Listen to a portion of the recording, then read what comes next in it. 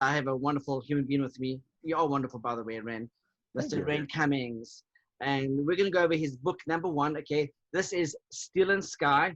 It's kind of got that, I like what you said. It's got that Victorian / futuristic feel to it, Ren.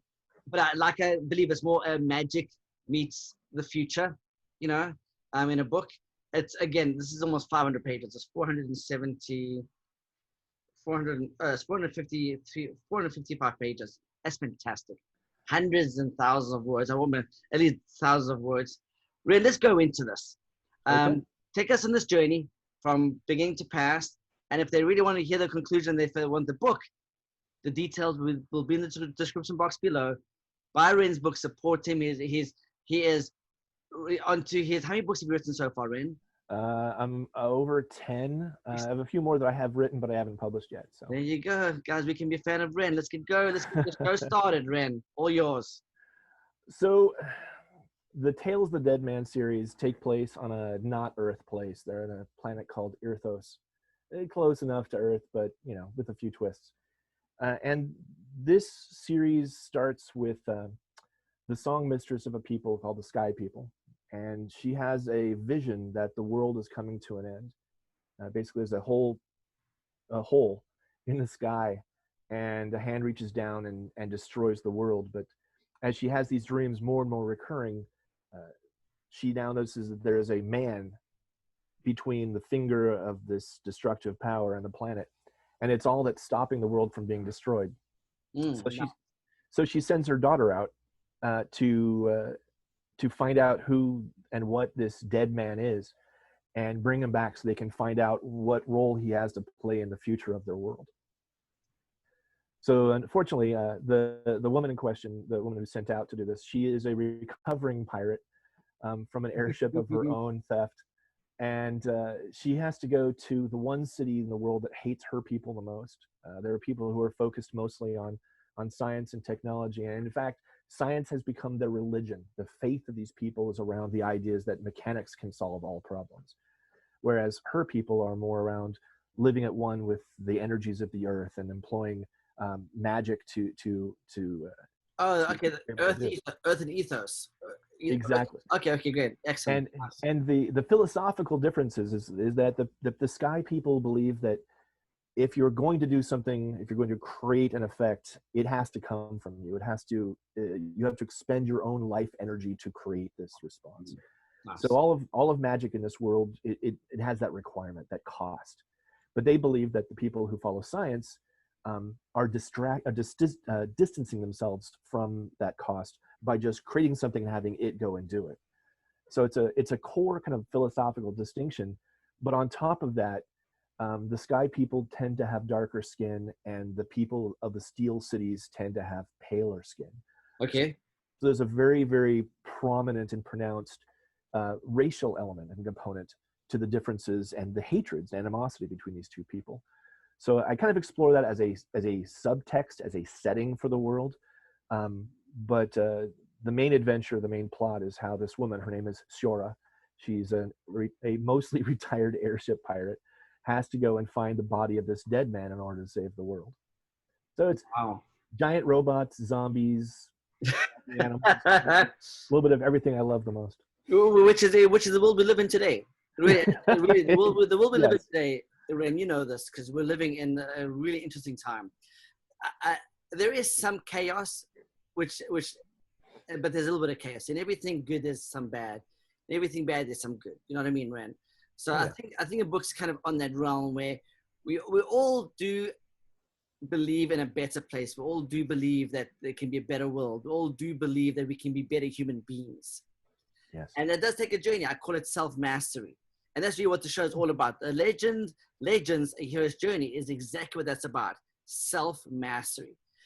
I believe at the end of the day, you will find the light. You will find the true calling. You will find the true person you should be, Ren. Your calling, and I don't know what you do for a living. Your true calling wasn't a day job. No. I know you're using it to fund your life right now. You know, you're the perfect life you want. I don't believe that's your true calling. I believe we all have a true calling somewhere along the way through the status quo, through the system. through the government, through our upbringing, through childhood relations, we kind of lost that cause and that purpose or that alignment. So we spend our lives trying to get back in alignment. I agree.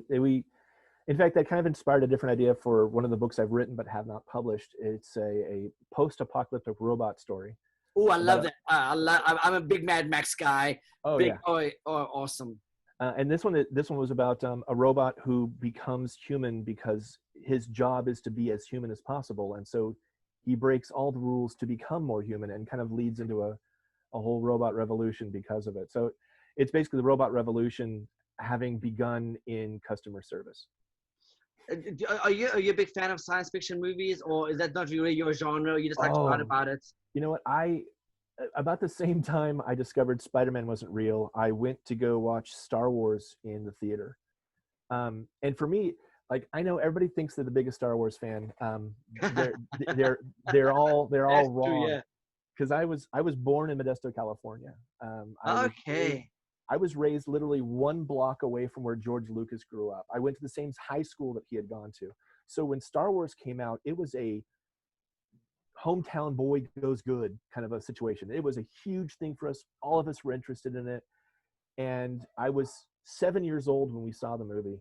That must have been mind-blowing. That must have, they set you on a whole nother trajectory, Ren. Oh, yeah. No, it totally, well, and I got a chance just a few years ago, before he passed away, to meet Peter Mayhew, the actor who played Chewbacca in Star Wars. I had a chance to meet him and talk to him about that. And I got to thank him for being a part of this entire movie series that inspired me as a 7-year-old to believe that there are worlds beyond number, that there are universes out there, and there's reality, and there is fantasy and imagination. Dimensions, yeah, absolutely. Yeah, and it didn't hurt the fact that when he shook my hand, his hand wrapped like all the way around. He was enormous. And I got a chance to tell him about it and thank him for it. He and his wife, all of us were kind of crying at this point. We all hugged, and it was kind of fantastic. And so I had a chance to kind of revisit that, because meeting him put me right back in that place where it all started, and reminded me of that journey of imagination that said, you know what, I'll bet I can write a book. I'm gonna write a book about these things that I just made up in my head. Like, and it just kind of started with that whole process. So I'm a big believer, you cannot write what you don't know. No, hear me out. It's easy to say that, Ren. It's easy to say that. Again, you know that there have been some authors that they've written incredible stuff. I was a big fan of Daniel Steele growing up, because my mother had a lot of his books around the house. Daniel Steele would actually go to the locations. He'd go to the monasteries. He'd go walk down the streets of, say, Venice, whatever, and write about that. But lately I'm going, hold on, it's guys like you'll come up with creative environments like this. You haven't experienced it before. you might have seen that in a movie or whatever, but you really haven't, you really are tapping into another core of your energy to give us something really unique, because there'll never be another book like this ever again written by anybody else but you. So I'm sure you know who Joseph Campbell is. Yes, yeah. Hero with 1,000 Faces. Mm-hmm. That was a book I read, and I'm not into mythology at all. Right? Just to let you know, I'm not into mythology at all. It was just very interesting how he collaborated. They're all in collaboration. They're all, in a sense, one story. They're not, but they're in that parallel universe. They are, all the different mythological creatures and superheroes and so forth. I'm not sure where I'm going with this. I think because George Lucas was a big fan of Joseph Campbell. Yes. And I know I believe he lived up north somewhere in Northern California. Yeah. Or at least in California. He went to several of Joseph Campbell's classes at USC, I believe. Okay. And I find him fascinating. Joseph Campbell himself, and being in Hollywood for 16 years, I had a good, deep understanding of him. So I can see you have a George Lucas-ness about you. It's the beard, right? It's the beard. The beard. But yeah, but also I'm looking behind you. What's in that shelf behind you? Is that Star Wars helmets and? Oh, I've got so much. It's like sci-fi though. I see kind of. It's everywhere. I have Star Trek on this wall. I've got Harry Potter books. I've got thousands of little inspirational things sitting around. But again, like you were saying, you write what you know. So what I do is, since I can't go to these places that only exist in my head, I think about their origin story and think about how they got there. And I took a really good class in college that was focused on contemporary anthropology. And it's the Okay. idea of how do cities form? How do cultures develop? And you take those things that grew into what we know today, you follow them back to their roots, and then you just nudge them a little bit. There's a section in one of my first books where I had to do some inscribing on a wall that the characters read, and I wanted it to feel to the audience like it was old writing, which is kind of hard to do. You can't like lay this whole thing, and you can't like go so into the exposition that you say, and what follows now is very ancient writing. So what I did is I took what the words basically were in Latin, and then just tweaked the spelling, tweaked the word order so it's bad Latin. It's not even remotely good Latin, but it's basically comprehensible. So when people read it, the back of their mind goes, oh, it looks kind of like Latin. And so instantly the audience thinks, oh, this is old writing. And doing things like that, taking elements that we do know and then twisting them just slightly in a way that they might naturally evolve in that culture, and then it becomes a more organic element within the story. Jeepers, that's fantastic. That's fascinating. Guys, I want you to reach out to Ren. I want you to support Ren, only because Ren is an author. He wants to be famous. I'm teasing. No. Wow. No, I'm just teasing Ren. Yeah. I want you to support Ren because I think Ren's book they're fascinating. I'm a big sci-fi is my favorite theme, my favorite genre. It is. I've seen hundreds of science fiction movies. Do you remember the Ice Pirates by any chance, Ren? Oh yeah. Oh, good. Oh yeah. Okay, so that was my childhood. I remember the Ice Pirates. I always wanted to be a pirate.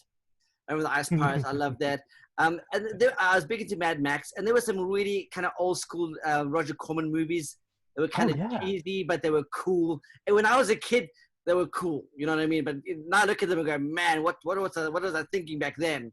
Well, they had like a $5 budget, so what are you gonna do? Yeah, absolutely. I remember that one of the movies was because I love going to drive-ins in South Africa, and Roger Corman did this one drive-in movie where the apocalypse happens and all these people get stuck at the drive-in.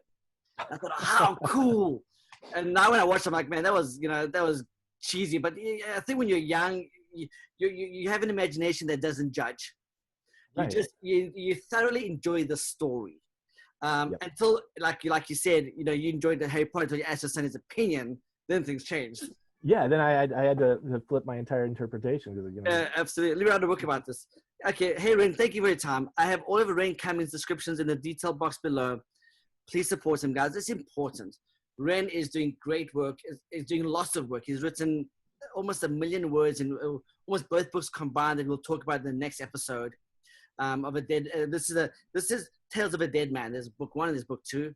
So thank you, Ren, for your time, and we will speak soon. Thank you for having me. Take care. Thank you, Ren.